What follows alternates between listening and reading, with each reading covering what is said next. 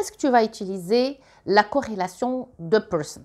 Tu vas me répondre facilement et clairement, ou tu vas me dire ouais, ça me dit quelque chose, mais je ne peux pas vraiment te dire en détail comment ça fonctionne.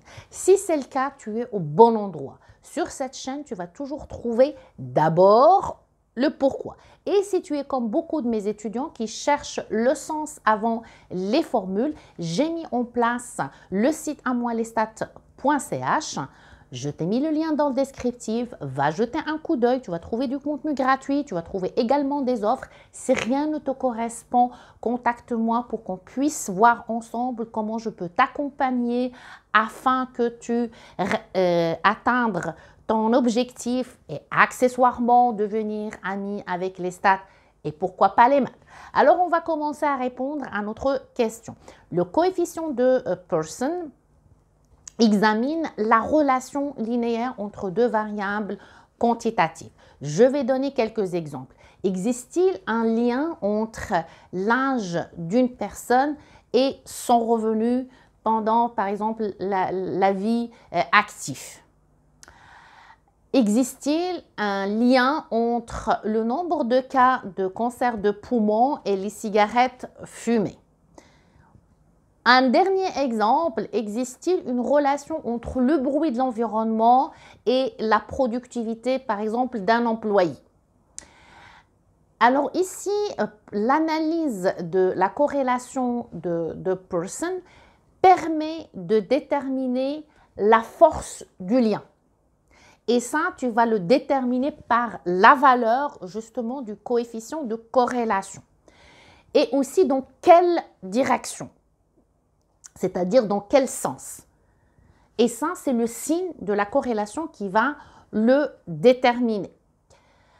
Alors, si je reprends par exemple notre exemple de le lien entre l'âge et par exemple le revenu, eh bien, tu vois ici, plus X, il augmente, plus Y, il augmente.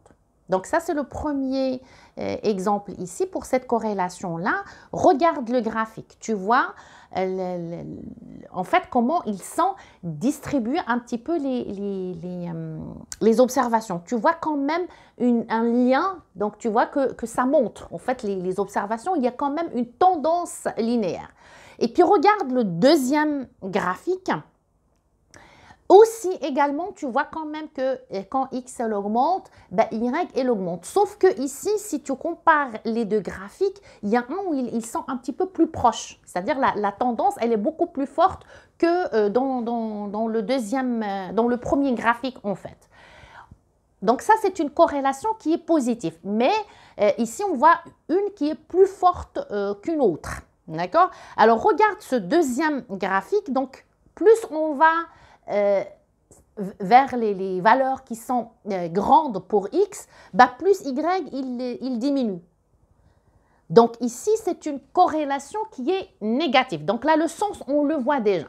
Et puis pour la force, graphiquement, bah, regarde le deuxième graphique, bah, tu vois le deuxième graphique, pareil. Donc plus X, il augmente, plus Y, il diminue. Mais tu vois ici, dans le deuxième graphique, les points sont quand même beaucoup plus centrés vers, enfin centrés, la tendance elle est beaucoup plus linéaire dans le sens en fait négatif, comme ça plutôt. D'accord? Donc ici tu vois quand même que dans le deuxième graphique, forcément la force en fait, la valeur elle est plus importante, c'est-à-dire le lien il est beaucoup plus fort que dans dans le premier graphique. Alors, pour en fait le coefficient de corrélation de person, il est entre -1 et 1.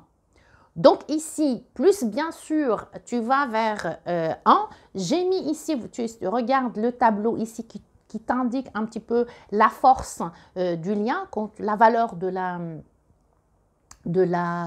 la corrélation, puis la force du lien. Je l'ai mis en valeur absolue parce que c'est juste que c'est pareil en fait. Si tu as par exemple 0,8, bah, ça t'indique que la force elle est quand même assez importante. Elle est positive évidemment, mais si tu as moins 0,8, bah, toujours la force elle est assez forte, assez intéressante. mais elle est dans le sens négatif tout simplement. C'est pour ça que j'ai mis dans ce tableau-là juste la valeur absolue. Donc ici, ça t'indique un peu, en fait, comment, lorsque tu vas trouver ton coefficient de corrélation, on y reviendra bien sûr pour le calcul. Donc, ça te permet de savoir la force qui lie tes deux variables.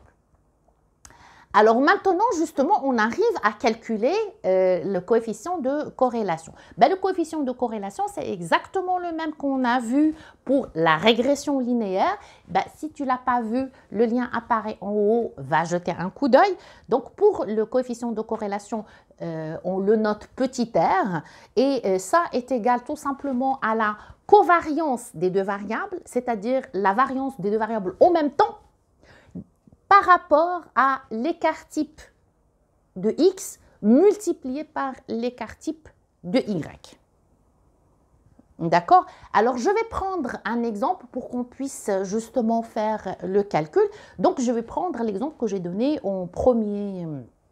Existe-t-il un lien entre l'âge d'une personne et son revenu, par exemple? Donc, si tu regardes ici déjà, je trace juste les données que j'ai pour voir visuellement est-ce que j'ai une possibilité d'avoir une corrélation. Bah, regarde le graphique, bah, tu vois quand même qu'on a cette tendance qui est un petit peu linéaire. Alors, si je fais juste là maintenant que je trace la droite, bah, tu le vois clairement qu'il y a quand même une relation et positive parce que si tu regardes plus la personne elle est âgée, plus le revenu, elle a plus de revenus. Donc maintenant, on va passer au calcul de ce coefficient de corrélation. Donc, enfin manuellement, si tu veux, bah, c'est les données qui sont là. Donc, j'ai donné la covariance x, y, l'écart type de x et l'écart type de y. Tu remplaces les valeurs et puis on trouve à peu près 0,81. Bien sûr, tu as beaucoup d'outils qui font le calcul à ta place, en fait. Mais comme je l'ai dit, je le répète encore, ici, c'est toujours mon but, c'est de comprendre ce qui est derrière, en fait, les logiciels. Donc, Excel, entre autres, il le donne. Alors là, si tu veux calculer avec Excel, bah, tout simplement, tu vas dans Données, utilitaire d'analyse, et puis tu vas avoir analyse de la variante, de la corrélation. Donc, analyse de corrélation, bah, tu cliques dessus, OK, puis tu vas avoir une fenêtre où il va te demander de rentrer tes variables. Là, tu rentres tout le tableau, tout simplement, avec les libellés des variables. Ça, c'est toujours intéressant comme ça, à la sortie, tu as tes variables. Bien sûr, il ne faut pas oublier de cocher que l'intitulé est y compris dans les données. Et puis, bah, si tu veux une sortie, moi je l'ai mis dans la cellule, donc ça va. Si tu veux une feuille, bah, tu mets une feuille, tu mets Enter, et puis tu as ce tableau-là. Il te donne la valeur exactement de ce que nous avons trouvé. 0, si tu arrondis à 2 chiffres après la virgule, bah, tu vas trouver exactement la valeur que nous, on a trouvée avec le calcul. Tu peux utiliser d'autres outils, ça, ce n'est pas très important. L'important, c'est de savoir il correspond à quoi. Alors, on va quand même vérifier si c'est assez clair dans la petite tête, comme d'habitude par un quiz. Et comme d'habitude, tu dois mettre la vidéo sur pause et puis tu écris tes réponses et puis tu n'oublies surtout pas de mettre ton score. Allons-y pour le quiz.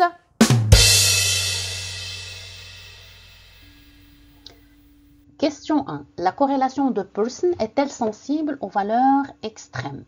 Bien sûr, tu ne dois pas répondre juste par un oui ou un non. Il faut surtout que tu expliques pourquoi. À toi de jouer et ce pour 3 secondes. 1, 2, 3. Évidemment, la corrélation de Pearson, elle est sensible aux valeurs extrêmes. Pourquoi? Parce que tout simplement, elle est basée sur les moyennes et les écarts types. Donc, par exemple, si on a un seul point qui est très éloigné, ça peut augmenter ou diminuer fortement la valeur de la corrélation, ce qui pourrait induire en erreur en donnant une fausse impression de la relation linéaire entre les deux variables. Donc, à surveiller en cas de valeur extrême. Question 2. La corrélation de Pearson mesure la pente de la droite de régression, la force et le sens d'une relation linéaire, la force et le sens d'une relation quelconque, la force d'une relation. À toi de voir et surtout ne reviens pas vers la vidéo juste pour voir qu'est-ce qui reste dans la petite tête. À toi de jouer et ce pour 3 secondes. 1, 2, 3. Je l'ai bien expliqué que la corrélation de Pearson, elle mesure la force et ce par la valeur du coefficient et le sens par son signe d'une relation linéaire. Question 3. Associe chaque graphique à la bonne description.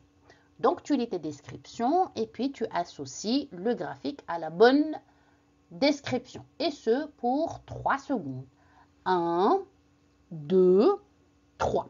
Alors, si on commence par le graphique 1, ici, quand tu regardes l'ensemble du graphique, des points, en fait, on voit ils sont tellement dispersés, on n'a pas cette ligne un petit peu ou cette allure linéaire.